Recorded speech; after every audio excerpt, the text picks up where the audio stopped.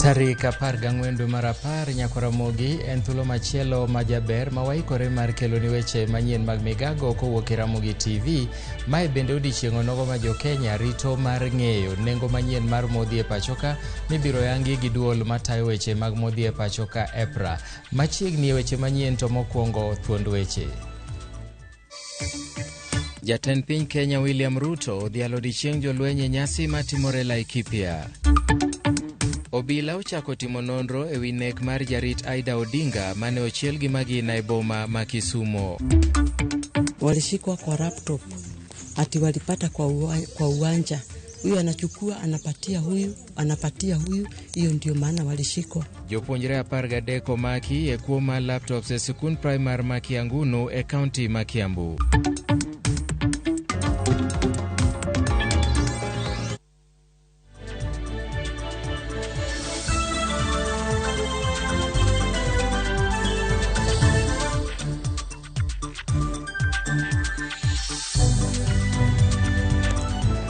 Machiegni nyinga Milton Ochieng. Jodak e kachung'od bura ma Wajir South ochwalo ywak margi ne piny owacho ni mondo mi omed gi kony mar chiemo kaluwore kod oro masani ogo tach e gwengego. Jodago eko oyudo thuolo mar riwore kod jokanyo mopogore opogore makonyogi e kedo gi ngaji. Gilero ni wach makamano nyalo rocho ngima dhano por nono ni ok giyudo resruok mapiyo piyo. Apisa mag piny owacho kaachiel kod moko ma ok mag piny owacho osingo matiyo kanyakla e neno ni jodak mag gwengego oyudo pi, chiemo, pesa kod ng'iewo negi jamni.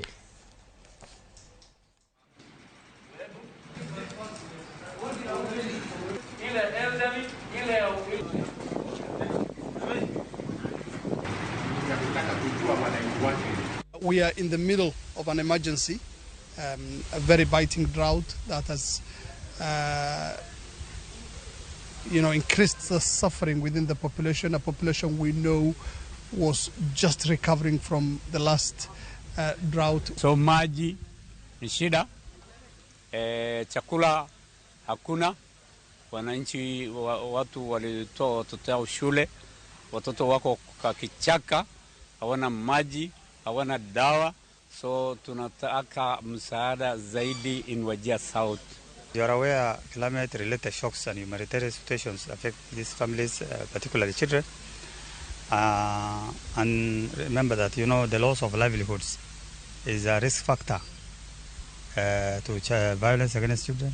You find that households which are food or material insecure are prone to violence and abuse. As such, we are honored to make sure that families, children are protected during this season. And there's so many angels today who are present there, and they promise us kwamba watasaidia wananchi mahali popote. Moja ilikuwa water tracking, cash transfers. They have to make sure that they have to fulfill that promise ambao ile ahidi walipepa from the community.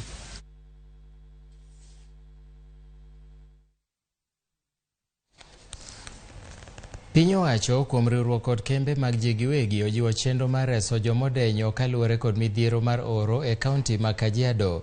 Gavana ma kaunti no Joseph Olelenku kaachiel kod kamishna Harun Kamau notayo chenro mar chiwo chiemo ne ji kod jamni. Kony makamano oting'o lita 150 mar pi maler e skunde 30 e kaunti no, lita 200 mar mo tedo to kod gunde 5,600 mag chiemb jamni. Mary e tielo mokwongo mar kony e chenro mabende oseyangi mabende ochakore ndalo 3 kende bang' gavana ma kaunti no loso kamati marango chenro makamano. Wadhi achiel kachiel nyaka Laikipia mondo wawinj ane matimore. Trucks for water tracking to 30 schools in Kajiado Central, Kajiado South and Kajiado West.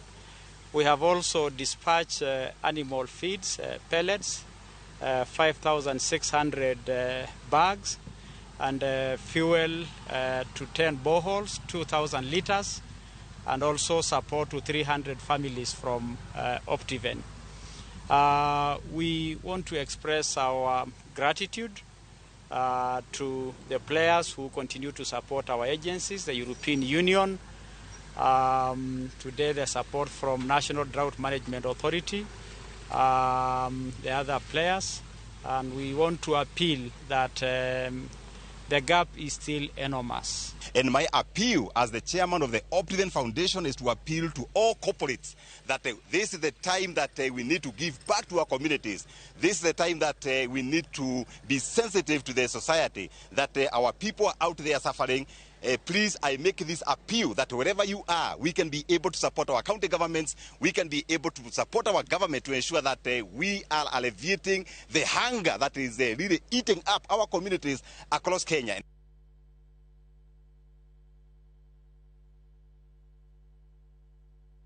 Mana kamano wadwa dhi achiel kachiel nyaka yo Laikipia kama bende nenore ni tudruok podok ni kare nyaka Ramogi, tudruok podok ni kare.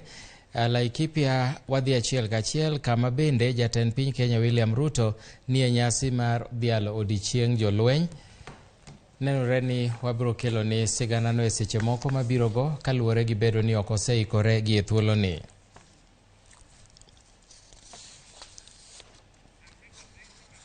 Nyaka Ramogi wabiro kawo yweyo mokwongo, bang' yweyo wabiro duogo gi mathoth.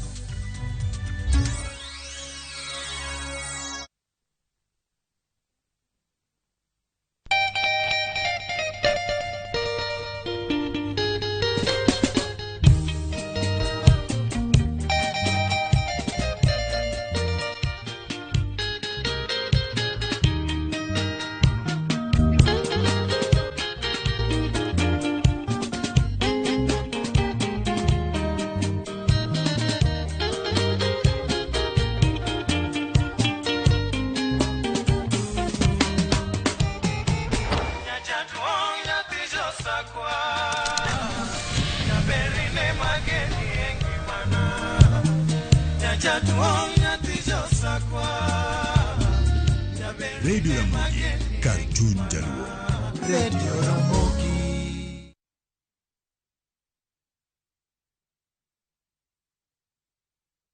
Collect fare kwa boda au matatu ukitumia ViewPay cashless na uqualify for bima ya 100,000 shillings pamoja na medical cover ya 20k na permanent disability cover ya 100k kwa 5 bob pekee. Dial *236# today to start using ViewPay cashless. Mashabiki chungu nzima wanaendelea kushinda bonuses nonono kwa Shabiki Jackpot Mbao. Kwa majina naitwa Peter Masinde, nimeshinda 1 million kwa Jackpot Mbao bonus. Nimefurahi sana kwa kushinda hii bonus. Hii pesa nitaitumia kwa kununua shamba na kulipia watoto school fees. Na wahimiza wagazi wa Busia waendelee kushiriki hii kitu, si ya uongo, ni kitu ya ukweli. Bonuses are for 10, 11 and 12 correct predictions. Join the bonus movement. Cheza Shabiki Jackpot Mbao kwa kutuma neno SJM kwa 29063 na huenda ukajishindia zaidi ya shilingi milioni 20 kila wiki. Shabiki Jackpot Mbao, the easiest jackpot in Kenya. Not for persons under the age of 18. Betting can be addictive. Play responsibly. Shabiki.com is authorized and regulated by the BCLB. License number 416. Shabiki.com.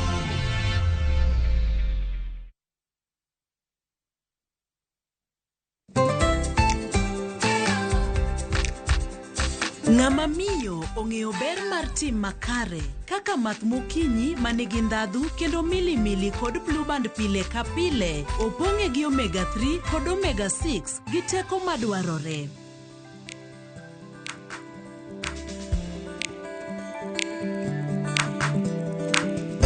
Math mokinyi gi Blue Band, dongruok mag-gi makare pile ka pile.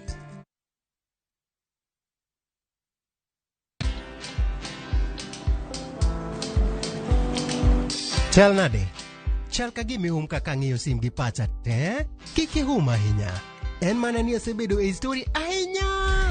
Mana kaka rally manyochacha ne chal ka gima ne an kanyo kane otimo. Kendo kane iyawo chiro manyien ne chal ka gima ne an kanyo. Sama ne imiyo welo mapacho ka nengo mogonyore nam chumbi ne antie. In bende inyalo bedo e story kamora mora. Download mana Citizen Digital. Bed iyo ng'ala manyime gi weche manyien ka gi tuch kod gik mamoko ka gi timore kendo opogore pachoka kod pinje ma oko. Download Citizen Digital. Citizen Digital.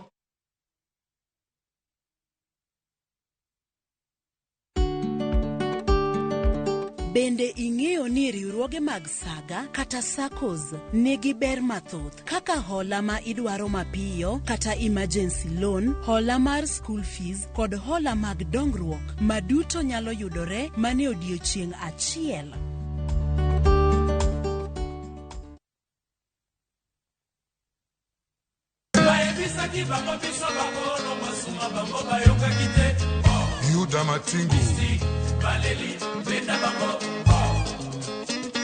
Ondike Biblos ni ask and it shall be given. Ni knock and the door shall be opened. Request and it shall be given. Wangni wakelo ne request kende yani ni yoro text, yoro message. Number one studio in area deka uchelo no. Ma entie dero, the house of Rumba.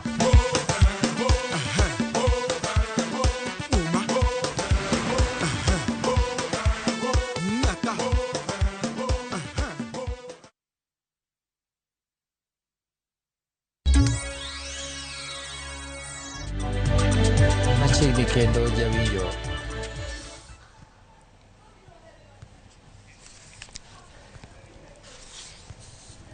Obila e boma ma Kisumo timo apedha mager ne achich moro mano chielo monego kod magina jarit mar Aida Odinga e boma ma Kisumo. Barak Otieno Oduor ma en obila ne ogo nyadide kod lisasi e kadak ma Victoria Gardens mayudore e uzima ya pa ma Kisumu Kakamega. Achich ne romo yangi kaka Collins Okundi, obila wacho ni nomayo Barak magina mare e ywaruok manowuoke e wi nyadendi moro mane gin godo. Meneja mar kadak ne romo Michael Adede Onyango olero ni chal kagima ne ywaruok mar ot ahinya to e wi nyadendino mosedak kanyo kuom higni 7 ema nokelo wach. Ka bende komachielo jatend obila alwora ma Nyanza Alphonse Wambua owacho ni bang' nego bilano achich nero noringo molal kendo nyaka sani osechak manye. Ripota marwa Millicent Adhiambo osebedo kaluwo wachno kendo koro losonwa ripot makama.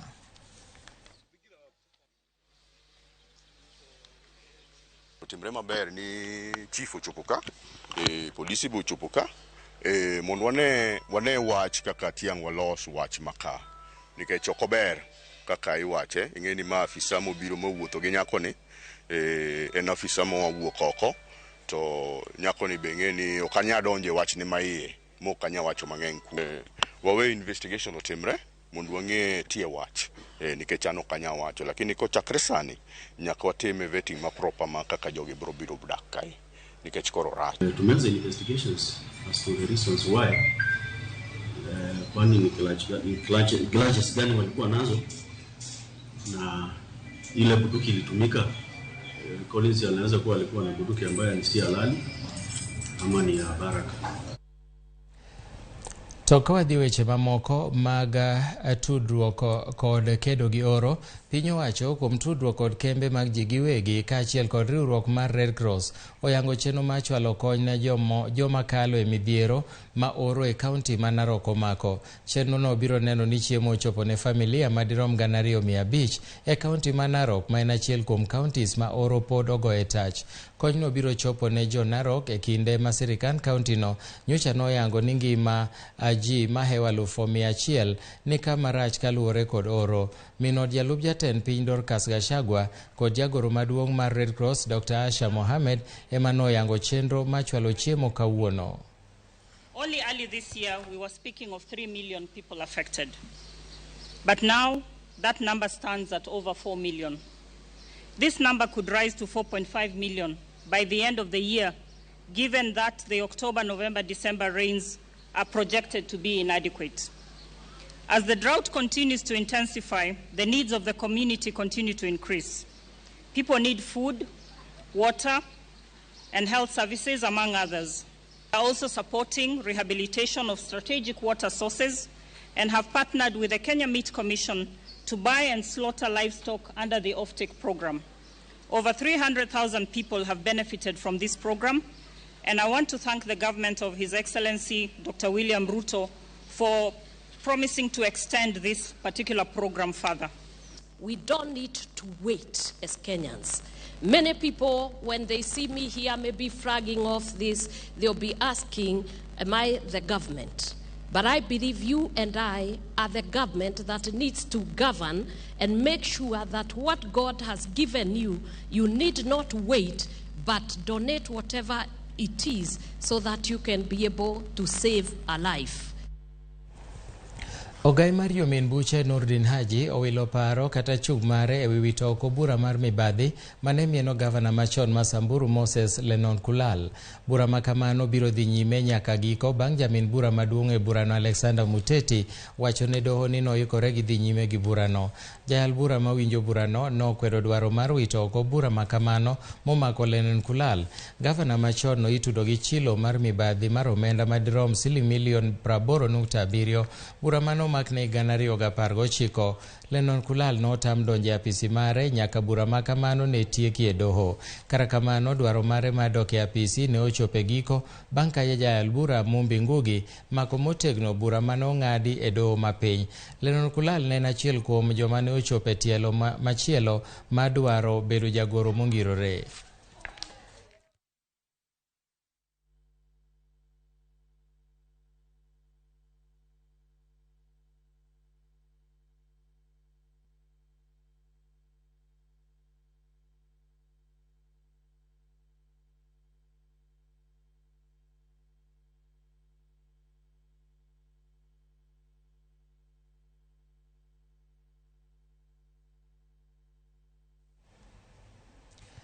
Archbishop mar kanisa mar Anglikana Jackson Ole Sapit okwayo kony ne jo Kenya makech kayo ahinya te gwenge ma oro osethiro nyaka sani. Ole Sapit owacho ni oro oseluoro gwenge mathoth kolero ni kata mana kaunti ma Machakos bende ji madirom 300,000 ni kama rach mokalo. Jadolo nojiwo piny owacho mamalo, 10 counties kod jokanyo mamoko mondo ti kuom tudruok mar neno ni kony ma chiemo kod mwandu mamoko ochopo ne joma chandore kaluwore kod oro. Sapit ne loso e kinde mane oyango chenro mar kunyo pi e kuonde ma oro nitie.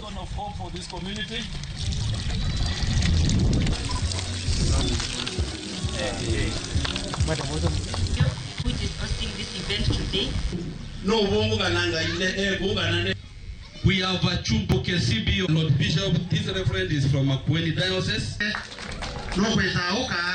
This is the group which has done all. Serikali ya county, mashirika mengine, kanisa ikiwa miongoni mwao na serikali la kitaifa.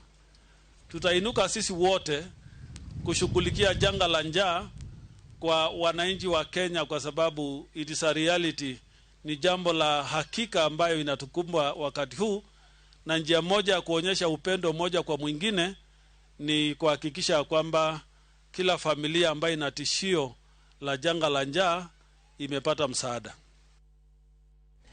Kaluwore gi medruok mar mibadhi e kuonde tiegruok mamalo, duol makedo gi mibadhi pacho ka EACC ochako chenro mabiro konyo e kedo gi buchego e kuonde tiegruok mag piny owacho. Kanoloso e romo manokelo kanyakla apisas mag duol mag EACC kaachiel kod jotelo mag mbalariany ma Masinde Muliro, apisa mag EACC Alfred Mushimba nowacho ni apisa wetene osetimo limbe kuonde tiegruok mathoth e pacho ka maneno ni chenro makare oketi makedo gi mibadhi mar omenda monego tiegodo dongruok mag chulo jotich. Jalup jatelo maduong' e mbalariany ma Masinde Muliro Solomon Shibairo opoyo riwruogno kowacho ni chenro makamano biro reso omenda mathoth minyalo biti godo e bero chenro mag somo e mbalariany no.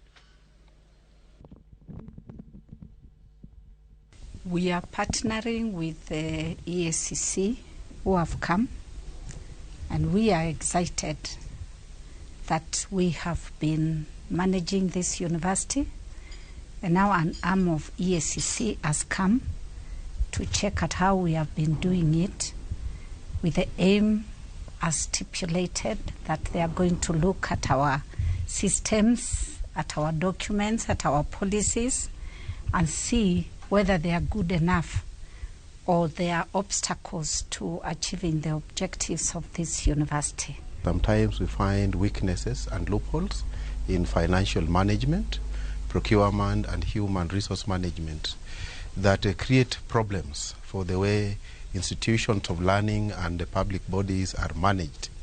And what we do is provide recommendations that facilitate these institutions to implement programs that are corruption-free. We have been to other institutions. One of them is Ministry of Education. We have also done with the Kirdi, TVET, and KCID. And we are in the process also of partnering with more institutions. From where I stand, I know I'll be the biggest beneficiary, because when we manage the public resources efficiently, the university will benefit, and the wananchi of Kenya and the public at large. Obila e kaunti ma Kiambu ondhiyo jopuonjre moko 13 michich godo ni nokwalo laptops mane piny owacho chano mar bero godo weche somo e sikund primar ma Kiangunu e kachung'ol bura ma Gatundu North.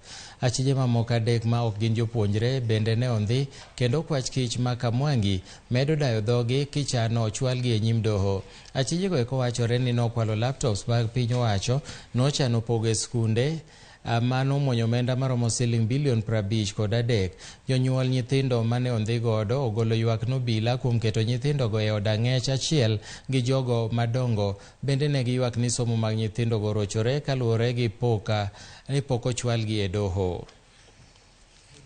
Watoto wetu, shida yetu ni watoto wetu kuchukuliwa na DCI, na inaonekana hivyo hawana haja na kesho na watoto wetu. Watoto wetu ni wa secondary, wa form 4, walishikwa kwa laptop, ati walipata kwa uwanja. Huyu anachukua, anapatia huyu, hiyo ndio maana walishikwa. Si walishikwa ati kama wametoa kwa ofisi. Saa nilipigiwa simu na mtoto mmoja mwanafunzi wanasoma na huyo wangu, akaniambia yeye alitolewa na mama yake na 10,000. Saa mimi nauliza, mimi hata nimekosa school fees ya kulipia watoto, niko na mwingine kwa 8. Saa ninaona maisha ni ngumu. Saa ninashindwa, hiyo 10,000 wakiniitisha nitatoa wapi? Mimi sina yoyote. Wadhi County ma Homa Bay kamoyudo ni Commissioner mar County no Moses Lelan okonigi sekretarita makare tong mar piny Kenya gi Uganda gi County no mar geng'o landruok mar tuo mar Ebola e County no. County ma Homa Bay en achiel kuom counties ma e gwenge ma Nyanza mokiewo gi piny libamba ma Uganda e nam Lolwe. Lelan wacho na apisa mag arita kwe komakore kod apisas mag loch nanga e County no obedo akicha mar neno ni onge jogo madonjo e County no gi e nam Lolwe e tok chik kowuok e piny libamba ma Uganda.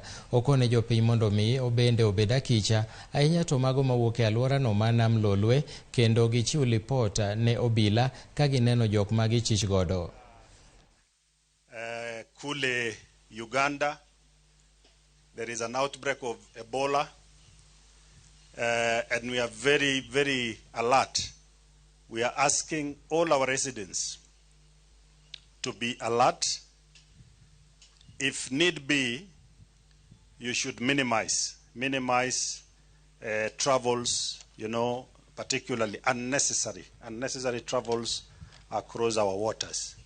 Tumeweka ofisa wetu wakuwe makini sana, ili kwamba kama kutakuwa na mtu yeyote ambaye anaingia kwetu na anaonyesha dalili za ugonjwa ya Ebola, tuwe na haraka kuripoti kwenye vitengo vya serikali na pia katika institutions zetu za afya.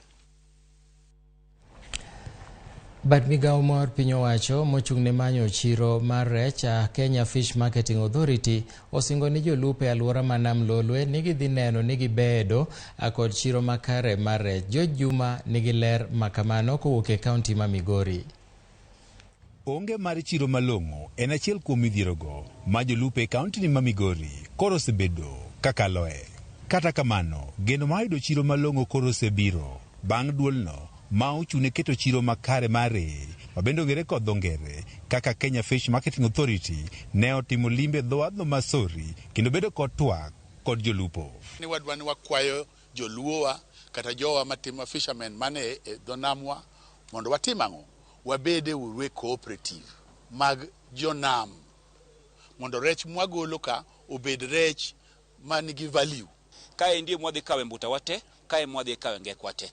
Sani koro kwadwar paro moro ni ngege wakao to wauso gik moko te iye. Wauso ngege gi mondo, wauso buta gi mondo, ka ok watimo negi value addition. Jokanyo mag duol ni ka otelnegi kod jakom margi Ochieng' Mbeu mane otimo limbe e bandano Masori e dhowadhno Masori mabende oger kod omenda maromo $140 ne owane gintie ng'wech mar keto chiro makare mar rech mawuok e dho wedhe e kaunti ma Migori kod kauntis mamoko e alwora ma Nam Lolwe.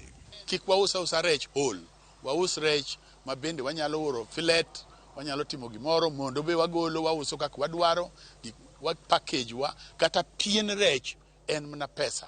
Jokanyo mag duol ne osingo ni gidhi neno ni rech mawuok e piny Kenya oyudo chiro makare pacho kae kaachiel kod oko mare mondo jolupo obed kod nweng'o maber. Busia ema nyo weche riche moloyo nikech jo Waganda notamowa tero rech Busia, to mano wasetie kanyakla gi sirikal mar Uganda to gi sirikal mar Kenya mwasewinjore koro gik moko nyue. Bende komachielo ne gikwayo jolupo ni koro lu chikego mag lupo ma oting'o manero mag tiyo kod kilogo mopwodhi. Watemo wacho kendo riwore gi the BMUs ni gitema tek kuonde momigie powers kaka chairman and their committees mondo wagol nede maricho mane nam. Kaka lwa mowinjore timore e ka rech biro biro donje facilities gi.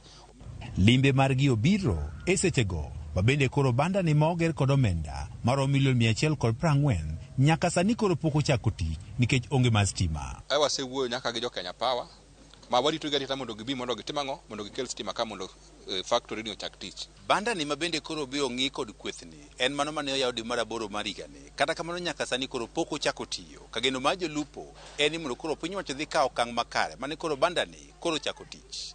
George Juma, Ramogi TV, Migori. E weche mamoko en ni jodak ma Naivasha biro buonjo tok duka maduong' ma nengo ne romo $400,000 ibiro tiek gere thuolo ma dweche 2 mabiro. Chirono manyasani igero gi piny owacho ma Nakuru e riwruok kod bengi maduong' e piny mangima kata World Bank. Kaluwore kod jalno mochung'ne orak mar gero kar ohalano Martin Kimani, odno koro osechopo atamalo 80 kigeno ma nodhi rumo e dwe mar 12. Jakom mar kar ohalano Jacob Warui opwoyo tend kaunti no kuom gedo ma dukano ma bende biro konyo tieko midhiero mag johala. Kar ohalano biro konyo johala maromo 700 e alworano. Ili na wao wakaweza kufanya kazi hapa. Tunawaona wanasumbuka pande ile ya juu na sisi tutakaza kamba kabisa kusukuma ili tuweze kukamilisha. Tuko katika asilimia 80% na by December mwisho tutakuwa tunapatiana soko na tutakuwa tumekamilisha. Moto ambayo tumepitia moja hapo ni hiyo muda wa siasa ambayo imekuwa mbele yetu hapo nyuma, lakini tulisimamisha kazi mlipoona Supreme Court nini hiyo story yote, lakini mwezi moja na kitu tukapoteza, lakini kwa sasa tumerejelea kazi na kazi imeshika moto kabisa. Soko yetu tulikuwa tumefikiri imeuzwa. Hii wakati ya campaign tumeona soko yetu haiko inaendelea kwa ujenzi, lakini sasa tunaona baada ya uchaguzi soko yetu inaendelea kujengwa, na tunaomba contractor wetu ambayo ako katika site harakishe watu wangu nanyeshiwa na mvua. Sasa tuko na matumaini ya kujua ya kwamba hatuko na ni miezi tunahesabu tuingie mahali hapa. Ile tu ninaomba wale ambao wanatamania hii soko na hawakuwa katika hii soko wakati ilikuwa na matope, hata saa hii imekuwa modern market, wasiitamani. Kwa sababu wengi hapa town tunasikia wakisema nataka, lakini kwanza wale watu ambao walikuwa hapa kama vile mheshimiwa amesema wapewe first priority, alafu sasa hao wengine watafuata baadaye. Riwruok mar ute mag lamo pachoka NCCK ogolo kwayo ne wakeini mano yiere kombe mag siasa mondo jol wakeini mamoko manigi lek mar telo. NCCK omedo ni chenro mag tiego wakeini kokale chenro mar wadada wa Power osenyago lemo e kaunti ma Kwale tok kano yier wakeini e tend riwruok mar kanisa NCCK. NCCK jiwo tend mine kendo medo chwalo tiegruok ne wakeini madwaro donjo e siasa.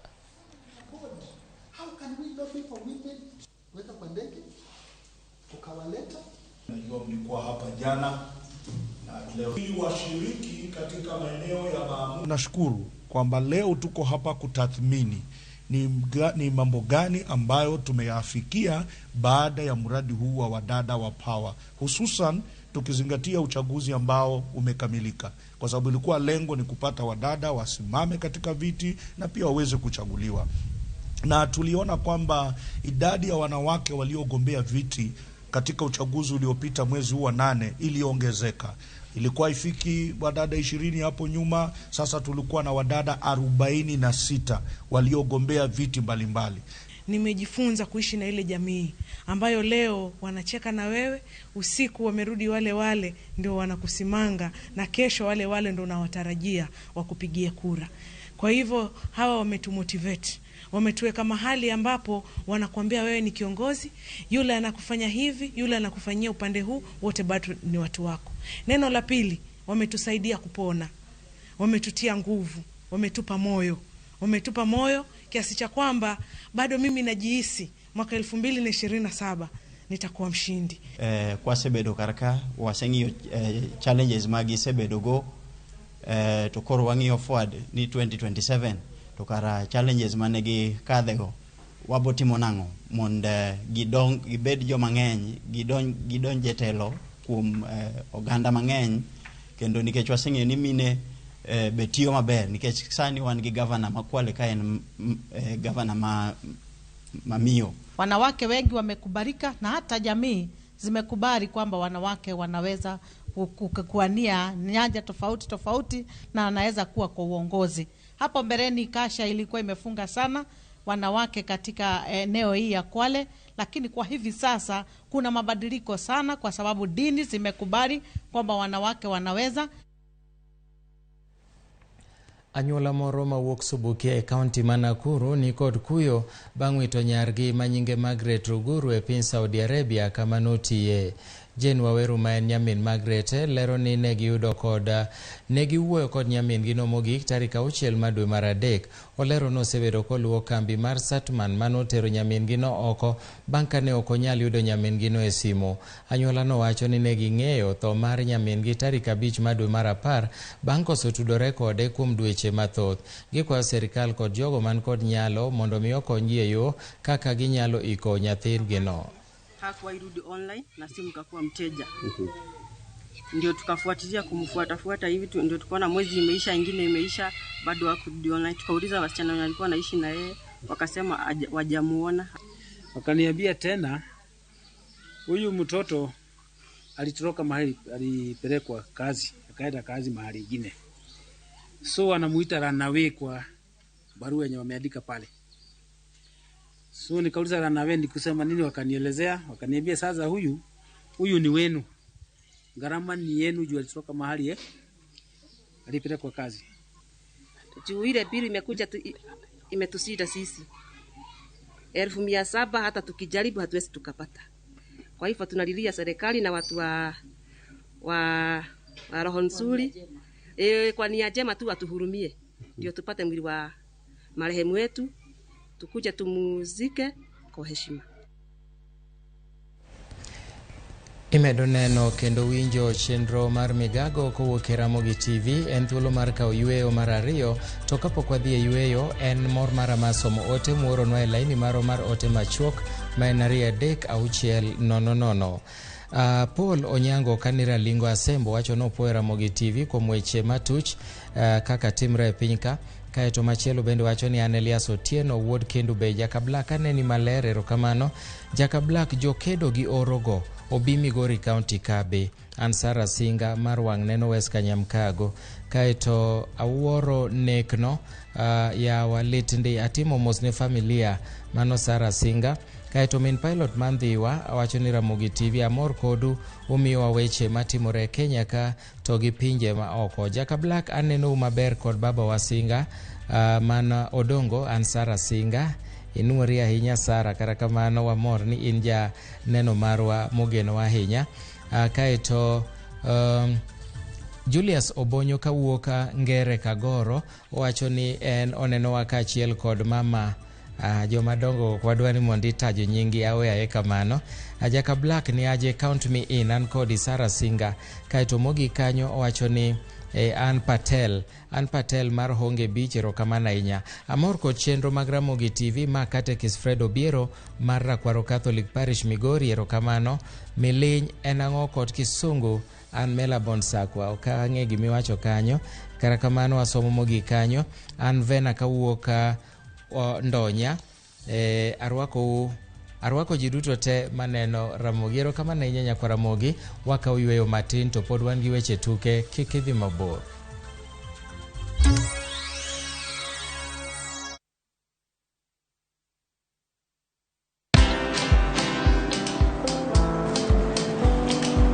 Chal nade?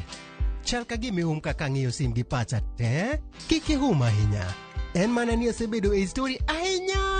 Mana kaka rally manyochacha ne chal ka gima ne an kanyo kane otimo. Kendo kane iyawo chiro manyien ne chal ka gima ne an kanyo. Sama ne imiyo welo mapacho ka nengo mogonyore nam chumbi ne antie. In bende inyalo bedo e story kamoro amora. Download mana Citizen Digital. Bed iyo ng'ala manyime gi weche manyien ka gi tuch kod gik mamoko ka gi timore kwedo pogre pachoka kod pinje ma oko. Download Citizen Digital. Citizen Digital.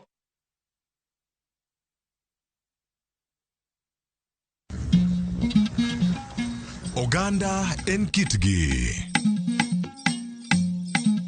Joluo bende wan gi kitwa. Wakelo ni luo kitwa gi timbewa. E chenro mar 111. Ngeso ka ngeso, saa 1:45 mar otieno, girabala kwasi wad girajabu.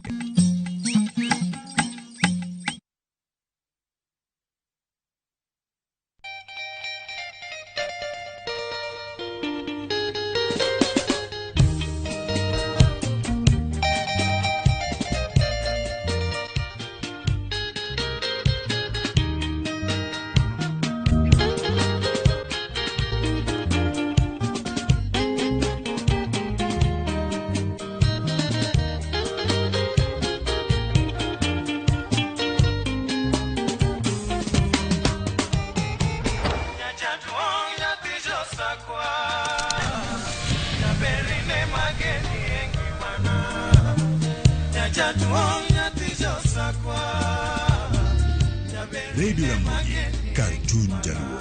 Radio Ramogi.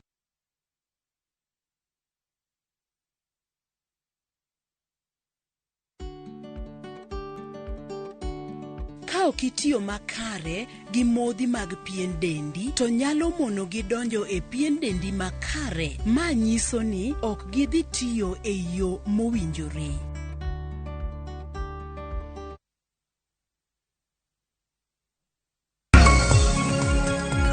Nyakwa Ramogi Juang, chenro mar Rupiny biro ni pile ka pile, wuok tich nyaka tich abich, chakre saa 12 nyaka saa 5 onyango, kama wakelo ni weche manyien kod nonro mar gazet. Wakelonu twak mong'ith, twak magero oganda. Chakre Rupiny, wakelonu jolony ka warango chal mar piny Kenya, kaeto wadonjo nyaka chenro mar mbaka oromo. E mbakano, watude kod reporters magwa e kor gwenge, e counties mopogore opogore ka gimiyowa weche matuch. Magi duto inyalo yudo achiel kachiel e mbui magwa mag Facebook, Twitter kod YouTube. Tudri kodwa an Sharon Ong'ao. An Cleophas Oluoch. Kachiel kod an Joyce Oduor. Machiegni nikech ma en Rupiny.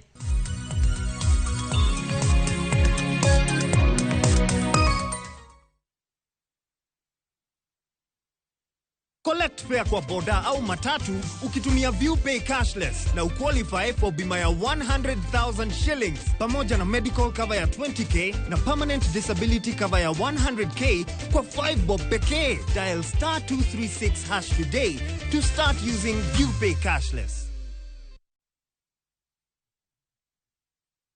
3, 2, 1. Ngeso kangeso chakre sade kokinyi en seche mag Wayudo weche mamuro nyithindo kaka talanta, tuko full town kimaso. Sitendawili kodalunga Pasase to chenro ok nyal bedo chenro ka onge sigana ganwa sigani mamit chogik moko kod tedo. Turu kodwa ngeso ka wangi Lox ponde kata Lox P Josephine Achieng kata Josephine Jos kod Ansali Kosgi Odhiambo kata Kihero Sally the Queen. Wanero ngeso.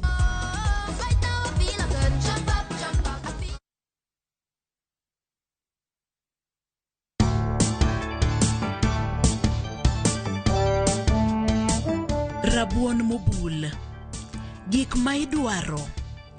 Rabuond nyaluo kod chumbi moromo. Kaka ilose. Bul rabuond nyaluo kuom dakika 20 kod potgi. Pokgi kaito ituone chumbi moromo. Inyalo chame kod chai kata nyuka kaka gino miluongo gi dho ngere ni snack.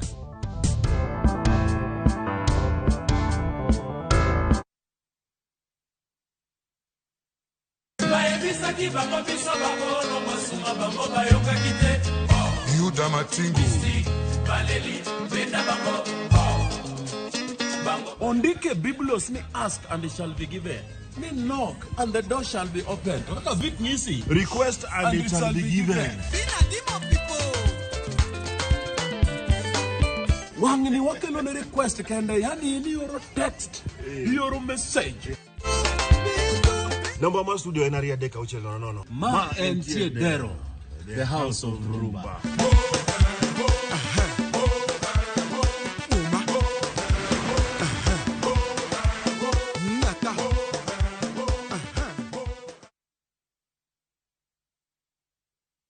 Welcome to Shabikila. Play Shabiki Virtuals on Shabiki.com for a chance to win huge cash prizes from low stakes. Jisetie stake na how much you want to win. Kuna penalty shootouts, defender and so many virtuals only on Shabiki.com. Shabikiland, the easiest virtuals in gaming. Not for persons under the age of 18. Betting can be addictive. Play responsibly. Shabiki.com is authorized and regulated by the BCLB license number 416.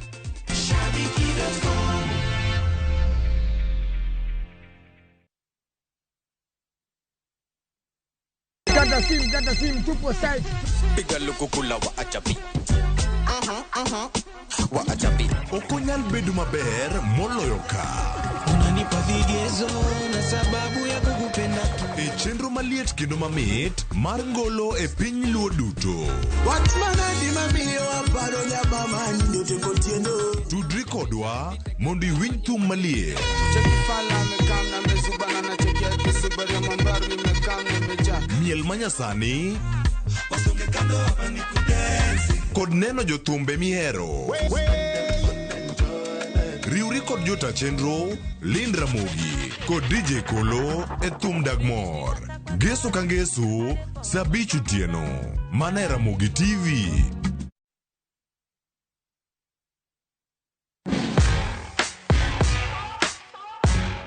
Samoro inyalo tiyo kod gigo maonge kod mo mang'eny ma bende dendo gi dho ngere ni wipes e golo makeup kata yweyo wang'i.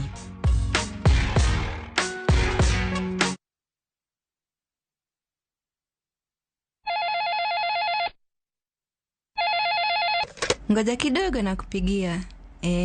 Ngoja kidogo, subiri kidogo tu. Kidogo tunakupigia.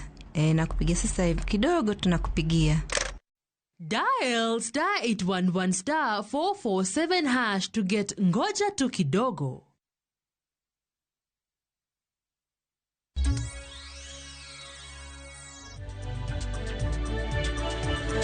Machiegni kendo e seche ma piny mangima hingo odiechieng' mar arita mar wang', jodak mantiere e kaunti ma Kajiado madirom 230 wachre ni nitiere gi achiedh nade mar wang' kendo dwarore mondo mi giyud thieth maket kod mano.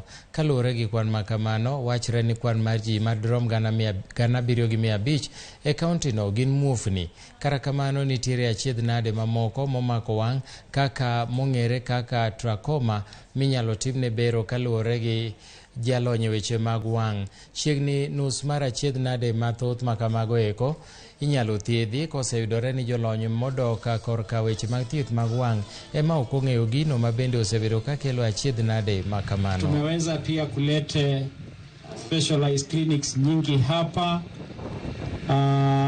mambo ya cancer screening, blood transfusion center, HDU, ICU. Leo tunaongeza kliniki ingine muhimu ya mambo ya afya kwa kuanza kujenga hospitali ya macho ya Kajiado Referral Hospital. Hatua hii inatusaidia kuelekea kufikia lengo letu ya afya bora kwa wananchi, na tunakisia kwamba ujenzi wa hospitali hiyo itachukua miezi 6, na kwa hivyo tunapoenda kufungua our emergency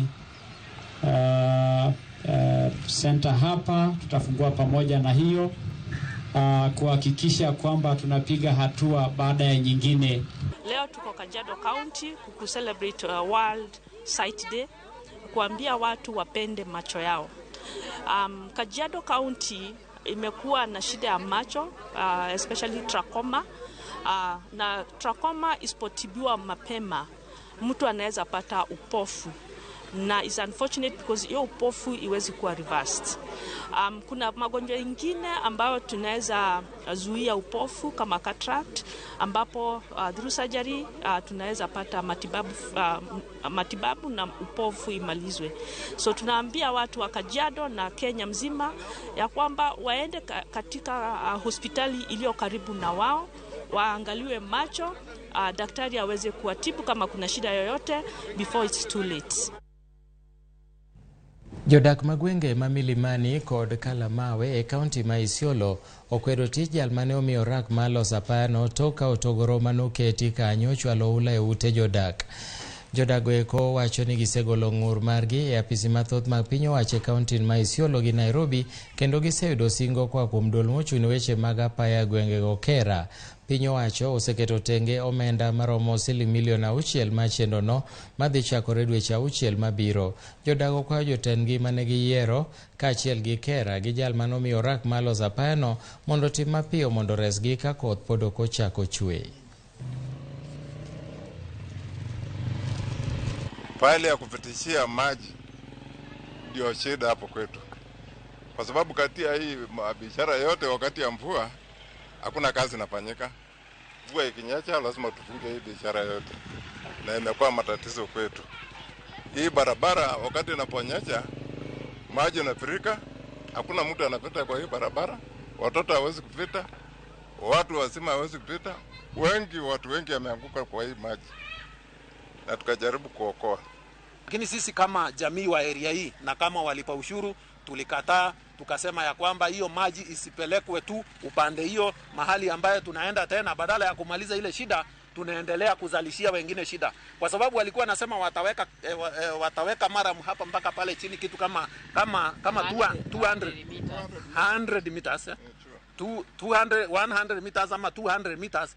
Alafu kutokea hapo wamemaliza shida ya hawa wako hapa, lakini wale wako huko chini watakuwa wamezalishiwa hiyo shida tu. So sisi tulisema kama ni kusaidiwa, tusaidiwe kabisa kabisa, hii shida ishe. Na mbeleni ilikuwa ina flow along the road, lakini sasa unaona vile wamefanya, wameindirect, so inatusumbua sana. Hata magari ingine kubwa iwezi ikaendea hapo. Hata ukiangalia hiyo pole iko hapo, hiyo ya stima, unaona ni ngumu sana gari lori kubwa kuingilia hapo. Kwa hivyo hatupati hata materials vile tunaweza kujenga, kuendelesha our developments, ni ngumu.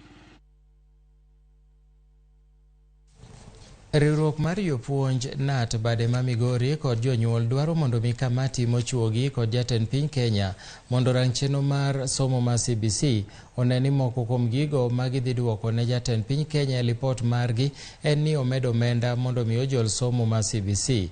Jagoro mar riwruok mar jopuonj NAT bade ma Migori Caleb Opondi sani koro wacho ni jonyuol nitiere kod pek mar ng'iewo gige somo madwarore e chenro mar CBC kendo de ber ka iketo omenda go eko tenge manyalo konyo ng'iewo gigo madwarore mondo mi jonyuol oyud yot.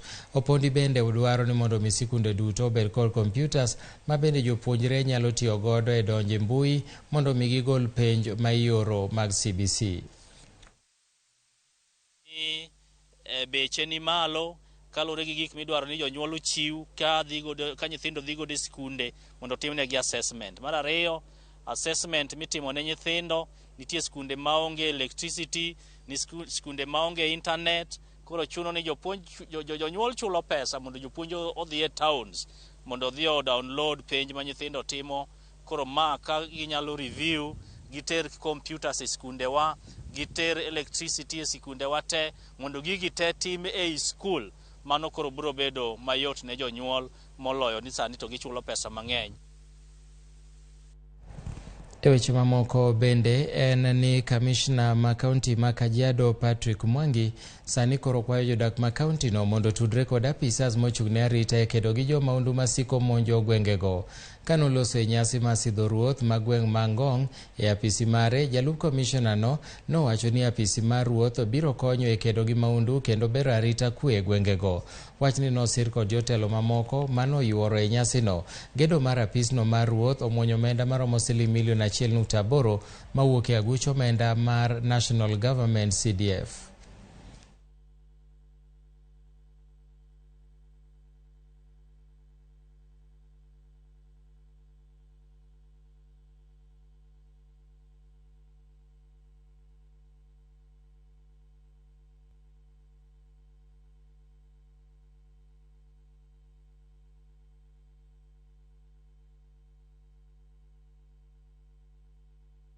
Tumeangazia masuala kadhaa ikiwemo masuala ya usalama, masuala ya madawa ya mihadarati, ikiwemo masuala ya ugawaji wa chakula za msaada ambazo wilaya yetu imepokea, na zote tunafanya wajibu kwa sababu wao viongozi wa mashinani watatusaidia sana kuwafikia wale wananchi ambao wameathirika kwa njia kuu. Kwa hivyo chief tumemwagiza kwamba aweze kufanya kazi kwa karibu na hao viongozi ndio tuweze kuboresha maisha ya watu wetu.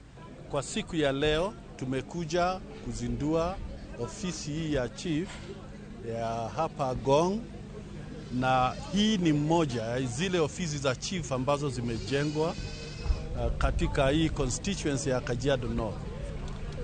Ni maofisi mingi imejengwa, na sababu ya kujenga hii maofisi ni kuwezesha kila chief wasiwe wanagawana ofisi na chief mwingine, lakini kila chief awe na sehemu yake ya kufanyia kazi.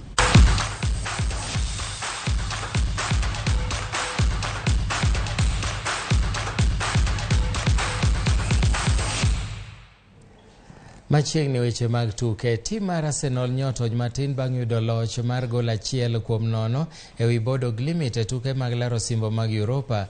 Gol mar Arsenal nyolo e dakika ma 24 kokalo